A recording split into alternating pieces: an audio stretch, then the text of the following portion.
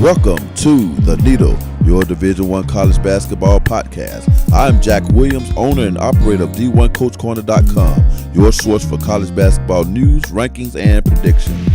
On this podcast, we will present to you weekly conversations on D1 college basketball coaches and their teams. Don't forget to go right now on your computer, phone, or tablet and follow us on Twitter.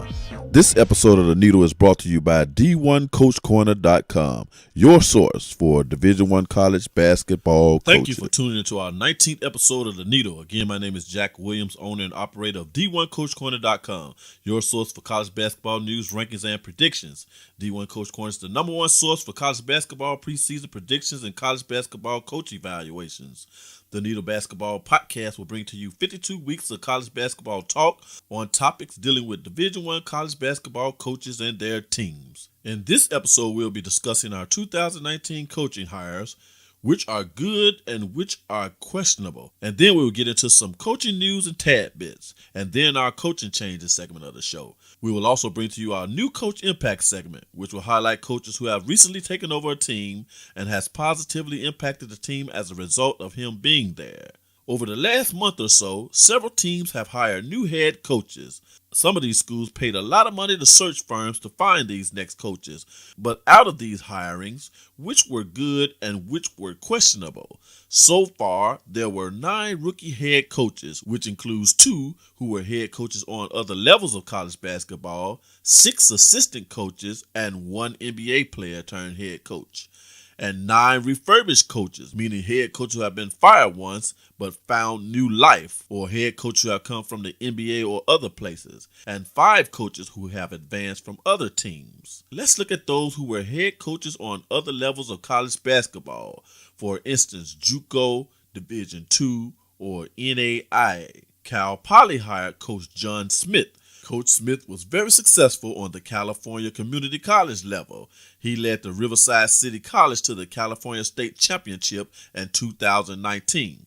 So this was a great hire for Cal Poly because Coach Smith has some history with winning. He has an overall winning record of 196 and 87. Coach Joe Solero led Cal Poly to the NCAA tournament for the first time in team history, where Cal Poly had a losing season. Fairfield hired Coach Jay Young. Coach Young has an overall winning record of 78 and 65. He is also known as a very good recruiter and served as an assistant coach to Rutgers for several years.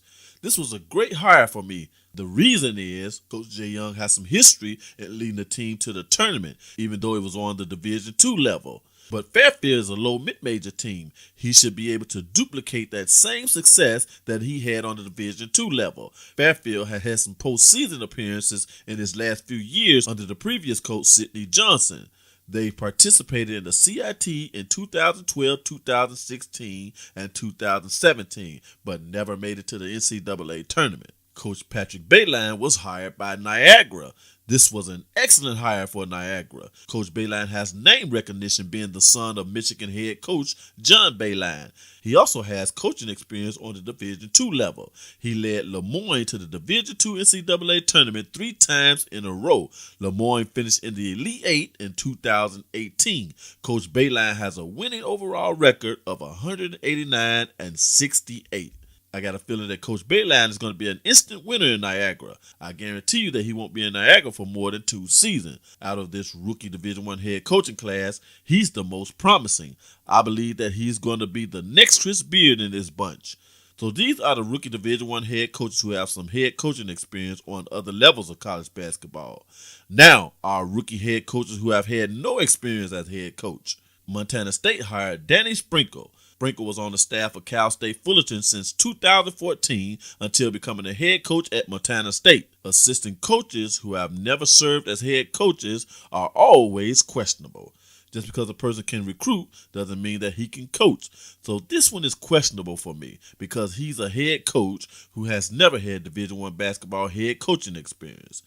San Francisco hired Coach Todd Goldman. Goldman is young, and this will be his first go-around as head coach. I would have thought that since San Francisco was a winning team, that they would have hired someone with head coaching experience. But Coach Golden is already aware of how this program operates, so I'm kind of in the middle on this one. Southern Illinois hired Brian Mullins. Coach Brian Mullins was once a star player at Southern Illinois.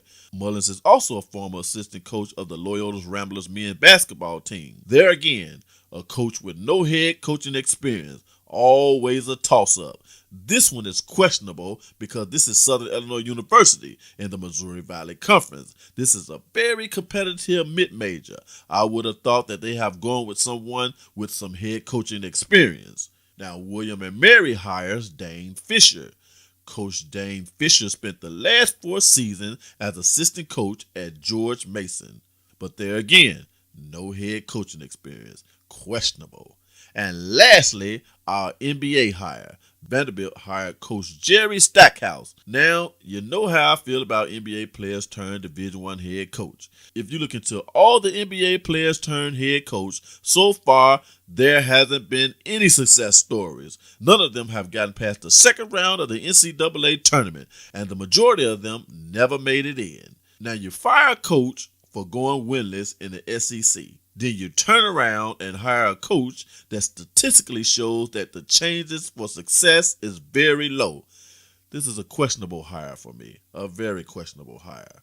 Now for our refurbished coaches, meaning coaches who have had Division I head coaching experience but was fired at some point or left the NBA or something. Who are they? California hires Mark Fox. I think that this was a good hire for California. The reason is that Coach Fox at least has some experience getting the team to the postseason. He got fired from Georgia because he never moved the team deep into the postseason, the NIT or the NCAA. But after 2 seasons in the basement, California wouldn't mind just making it into the tournament. I guarantee you.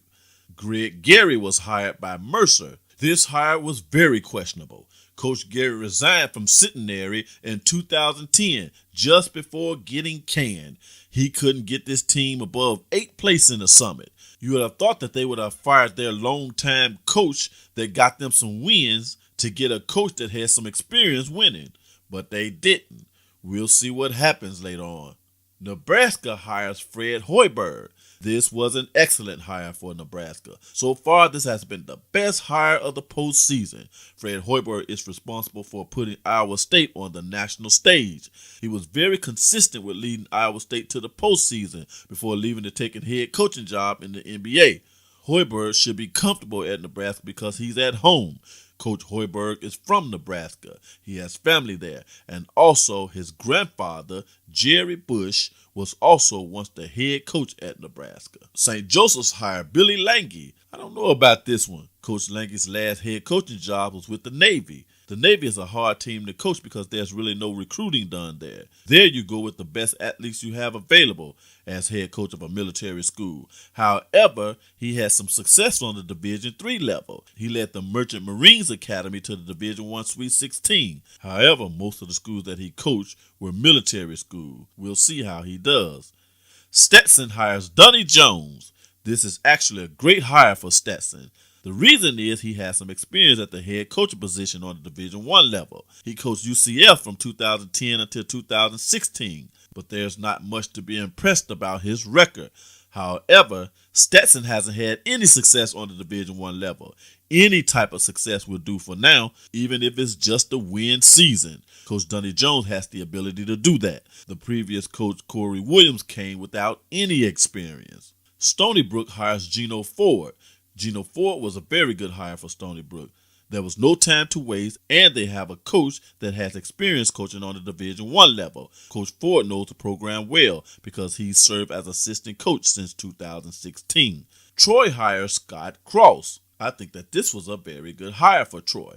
Even though Coach Cross only made it to the NCAA tournament once in his 12th season with Texas Arlington, he had this team competitive in the Sun Belt. No other coach out there knows the Sun Belt better than Coach Cross. And lastly, UMKC hires Billy Dunlin. Good hire for UMKC. Again, Coach Bill Dunlin is a coach with Division I head coaching experience. He was the head coach for Rice State from 2010 until 2016. Now as for our advancing coaches, Coach Nate Oates left Buffalo to take the Alabama job. Good hire for Alabama. Nate Oates is one of our rising stars in Division I college basketball. He was named the 2019 MAC Coach of the Year. He led Buffalo to the NCAA tournament 3 out of 4 seasons as head coach there.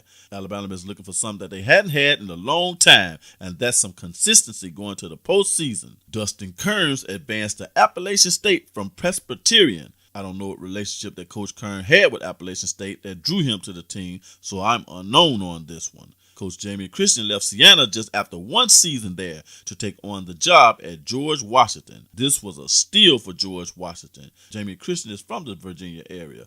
George Washington is in Washington, D.C. Jeff Boyles advanced to Ohio from Stony Brook. Jeff Boyles back at home with this hire. This was a very good hire for this team. Coach Boyles is a proven winner.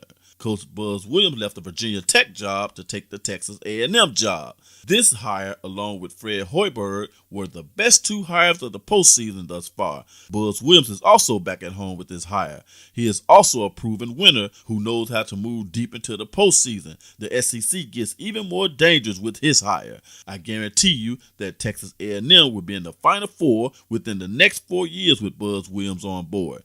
Excellent hire. And so much for that. Now on to our 2019 championship games. On Thursday, April 7, 2019, Texas defeated Lipscomb to win their second NIT championship in school history. They won it in 1978 under Coach Abe Lemons, then here in 2019 under Coach Shaka Smart.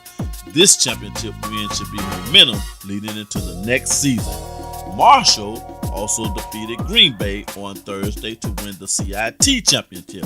This is Marshall's first postseason championship win since winning the NAIA championship in 1947.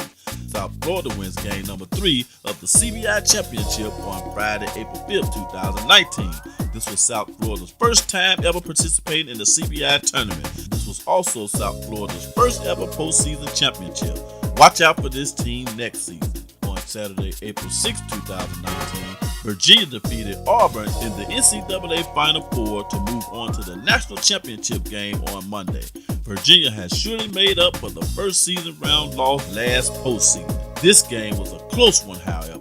Auburn could have used Chuma Okey in this game. This would be Virginia's first time ever playing in an NCAA national championship game. Texas Tech defeated Michigan State in the Final Four to go on to participate in their first national championship game in school history. Now that concludes the needle moving portion of our show. We will now get into some coaching news and our new Coach Impact segment of our show.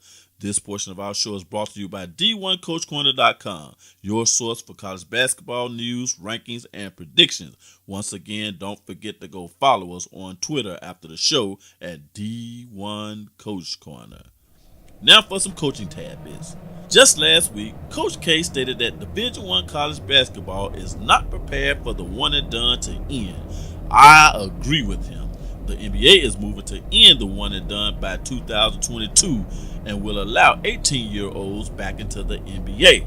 That rule is a little more dangerous for college basketball today than it was a decade ago because college basketball has more to compete with now. For instance, the Gatorade League and overseas basketball.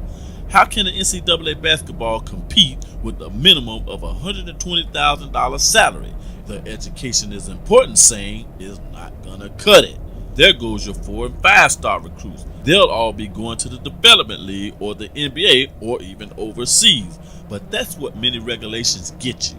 Too many regulations will put you in a spot where you can't compete. There's a lot that NCAA basketball could do to stay competitive. For one, allow players to brand their names right away.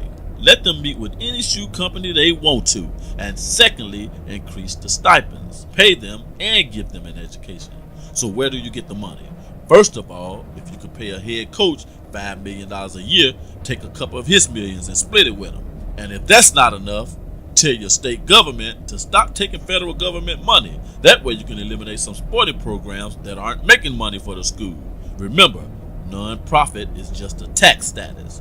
It doesn't mean that you should stop looking for ways to earn money for the program. It doesn't mean that you should stop competing. It's just a tax status. NCAA basketball may not be able to compete with the NBA, but it can compete with the Development League. How? The NCAA already has a brand. Most college basketball conferences already have TV stations or relations with TV stations. The Development League has to develop that. The NCAA can stop the G League from stealing this brand. Make sure that you sell young players on the fact that he'll get way more television exposure playing for the NCAA than he would the Development League. Don't let the Development League steal your thunder. We say that the NBA is planning to adopt these rules in 2022. However, the NCAA already has created rules to accelerate that transition.